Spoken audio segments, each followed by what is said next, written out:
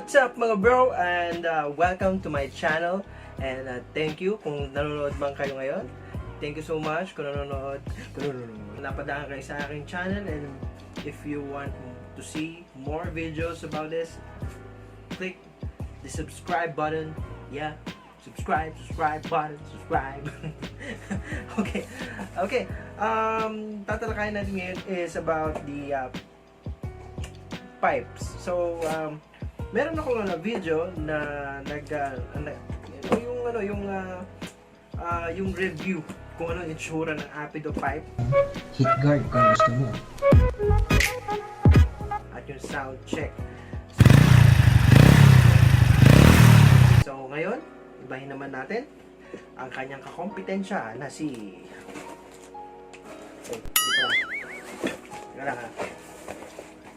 si Organ Power Pipe. Si Organ Power Pipe. And yan, alam niyo naman, yan, itong power pipe na to power pipe no? So chicken pipe yan, yung chicken na chicken So chicken pipe. Tara, tignan natin, di ba? So, hopefully, meron tayong isang pipe dito. So, okay. So, actually, ito kasi mga bro, hindi ko gusto ang bigay na supplier nito kasi parang nakita ko na parang may defect siya. And, may defect banda dito. Ayan. And, siyempre, nakakainis is pag nagdi-deliver sa kanila ang ganito is hindi nila iniingatan yung packaging. So kaya yan, makikita nyo, ayan puro may mga gas-gas. Well, don't you worry because hindi ibig sabihin nito is nagbebenta ako ng mga ganitong klaseng pipes na pangit ang itsura. So this is for the reviews only, no? Kung ano yung tsura lang ng nasa loob ng pipe ng box na ito na idea lang, syempre. Isipin nyo, merong yung maayos nito is makinis, makintab, naayos. Ito lang type part na to. This is brand new and ibabalik ko to supplier or ibebenta ko na mas mura. Ayan tayo, ganun talaga. Actually, sa mga customers ko is sinasabi ko, inaamin ko kung medyo tight on budget kayo, sinasabi ko kagad, hey bro, if you're on tight budget, I have here the brand new but there's a little defects on the pipe but the sound is same. Okay, same. Ayun. So, ayun, legit. Yun ang legit talaga na hindi tayo naman loloko, hindi tayo nalalamang. Kung pumayag man ang customer, pumayag siya. Wow! Meron na ako nabentahan yan. Siguro, binentahan ko na ng like 1.7, 1.5. Depends kung matindi ang pagkaka-defect. So, kasi ang hirap So, from San Pedro to Caloocan, ang layo. So, parang lugi ka pa sa pamasahe kung ibabalik mo pa sa kanila. So, kahit medyo masakit sa loob, babalik mo na lang.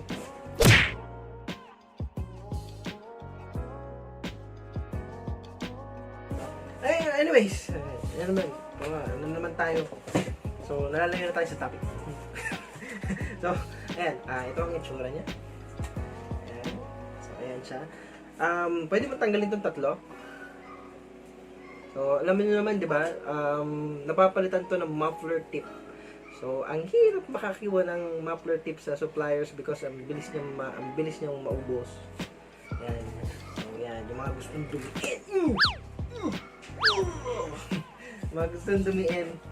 Ayan, ito. And then, of course, naman niya is itong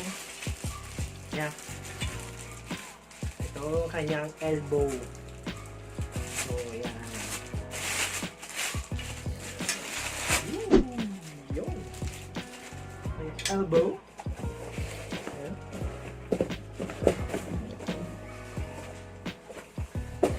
Kanyang elbow. So, sa elbow niya is ito yung masasabi ko na para siyang Rapido version 1. Kasi ang version 1 is meron siyang spring dito sa dulo. Here's the spring na magkakabit dun sa dalawang tenga dito sa part na to. Yan. So nakakabit yan dyan. Yan, diba? So pag kinabit mo, yung sura.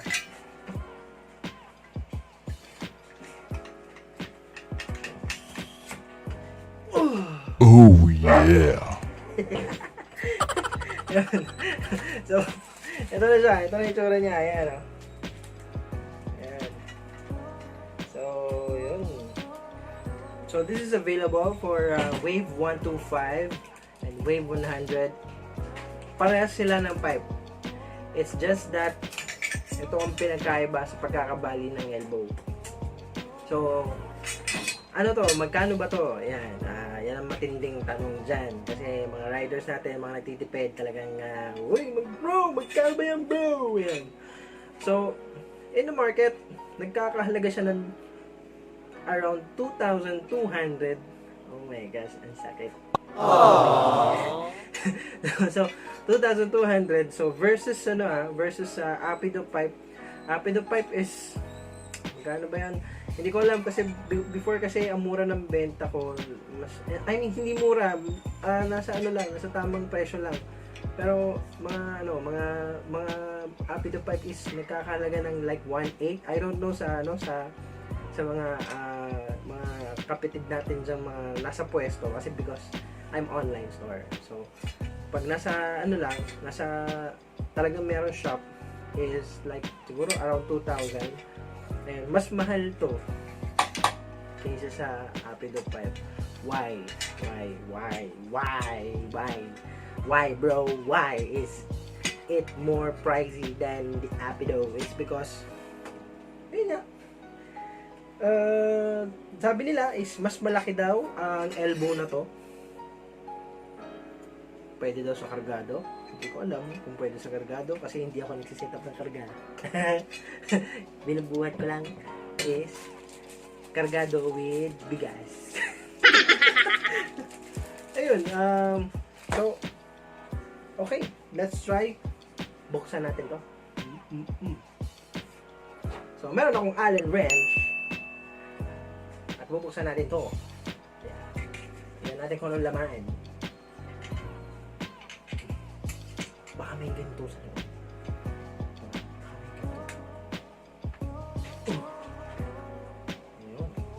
Yun. Sabi sa inyo na papalitan niya yung tip nito naman. Okay. Buksan na natin.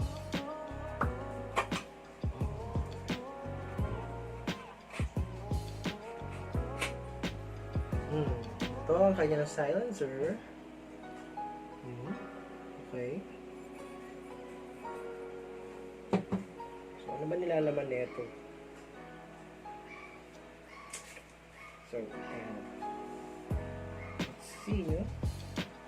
So, ayan. Bunutin ko, Meron siya mga fiber sa loob. Ayan. Ayan, fiber sa loob. Ayan siya. Like natin. Ayan, Ayan yung laman niya sa loob. Diba? Kita niyo ba? Ganyan naman, diba? Yan ang naman niya.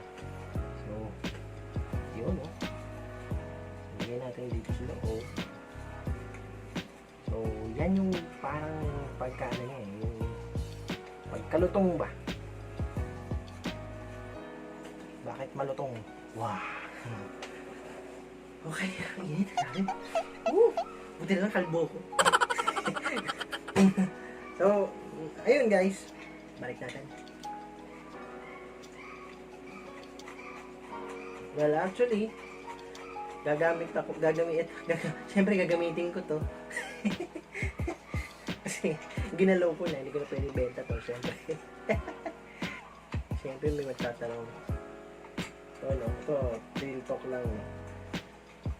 Bro, sa LTO, ano ba yan?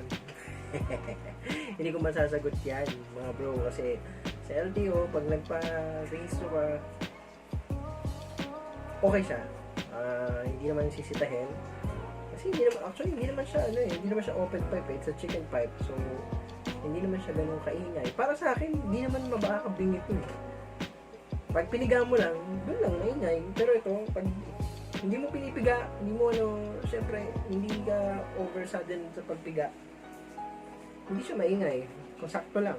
It's just like giving a bassy sound para sa mga para magkaroon lang ng kulay ang iyong ride, di ba? Alam ko naman lahat tayo is gusto para mukhang para mo yun, open mufflers, ganyan. It saves lives, but not the ears of the neighbor. Okay, ito pa kasi bro, nalalagyan ba yan ng heat guard? Oo naman bro. Siyempre bro, nalalagyan ng heat guard to. Ito. Ayan. Uy. Mga Tylox dyan, no? Ayan.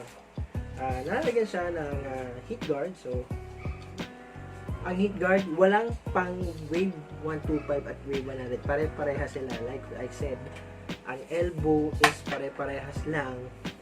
But the canister is pare-parehas lang, but the elbows is magkakaiba. Diyan na nagkakatalo kung pang wave 100, wave 125. It doesn't affect the pipe and the heat guards. So, ayun. Ito itsura niya mga bro. Pak. Okay, good. Tapos sasama mo pa ng tie bolts. Yan. Yan ang itsura niya. Diba? Ooh, titanium gold, man. Nakakapal naman. Meron din mga Thailand golds. Pwede mo siyang ilagay dito. Like this one. O, yan. Kasi black and gold. Sound check na to. So, stay tuned. Subscribe para magkaroon kayo ng idea kung anong tunog nito. And I will give you a difference ng tunog ng Apido pipe na gamit ko at ito. So, doon nyo makita. Ano ba maganda? Ano ba mas maganda? Hindi ko alam. Depende naman kasi sa trip diba? Pero sabi nila, madalas kong marinig, mas mas malakas ang konti sa Apido, mas malutong ng konti kasi nga mas mahal siya. Yun nga kasi yun yung binabayaran mo Pero yun nga. Let's see. Okay mga bro, hinanda ko na ang tools. Yan. So, kakabit na natin ang pipe na to.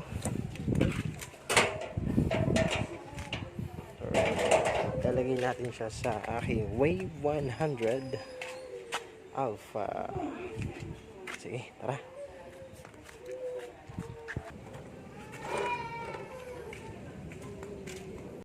Okay mga bro, yan ang Apido pipe. And huling sulyap bago ko palitan.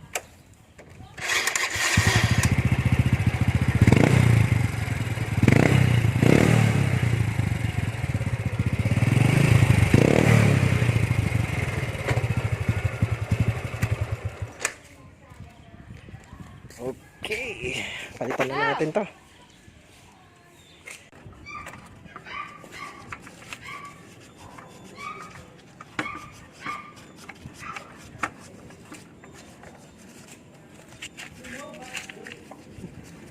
Ano ang tunog ng wave pag walang tambucho?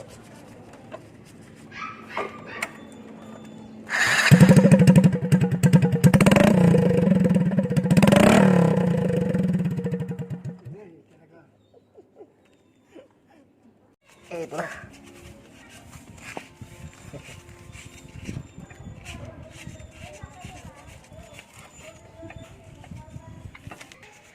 Okay. Natapos na rin. Sa wakas. Yan na siya. So, sound check. Mga bro. Ito na, organ sport.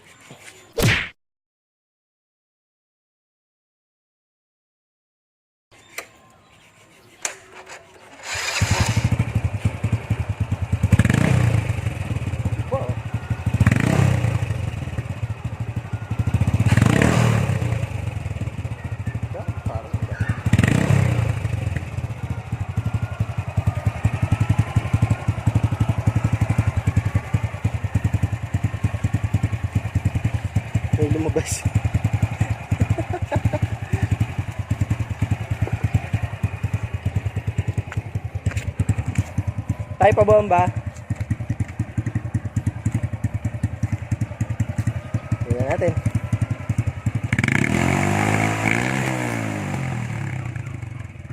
Yun lang, konti lang. Okay na. Thank you. Ayan. Subukan natin ang natakbo. Isa pa nga.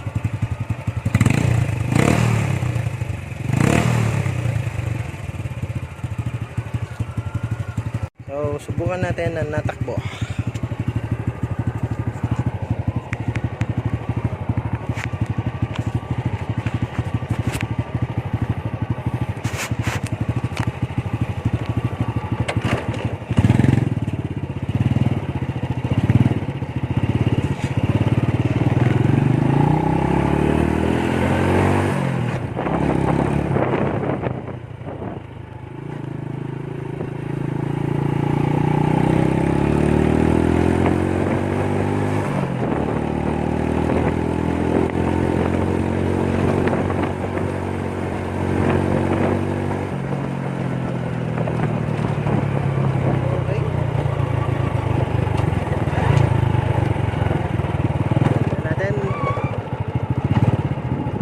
Well, yun mga bro. Napansin ko, comment ko lang is yung organs pipe, pero tingin ko parang merong konting singaw ng singaw yung pagkaka-install ko. So, pero yung buo nandun, yung lutong nandun, masasabi ko lang is mas malakas siya kaysa sa Apido pipe. Pero konti lang, mas malakas ng konti. Ayun, so ano ko siya, obserbahan ko na ibang araw na ginagamit ko. So ayun, so far gusto ko din siya, okay din siya, so stay pa rin siya sa motor ko. Okay, so thank you sa panonood, and sana nakatulong to sa inyong pamimili kung Apido ba o Organ Sport ang pipiliin nyo. Marami pang ibang pwedeng gamitin, marami pang ibang brand kahit nasa sa inyo yan. So okay, so ride safe, walang problema kung magpalit ka ng kung anong parts sa motor, pero ride safe always mga bro. Sige, hanggang sa ulitin, paalam. This video was brought to you by Motorbroph, your bro on the road.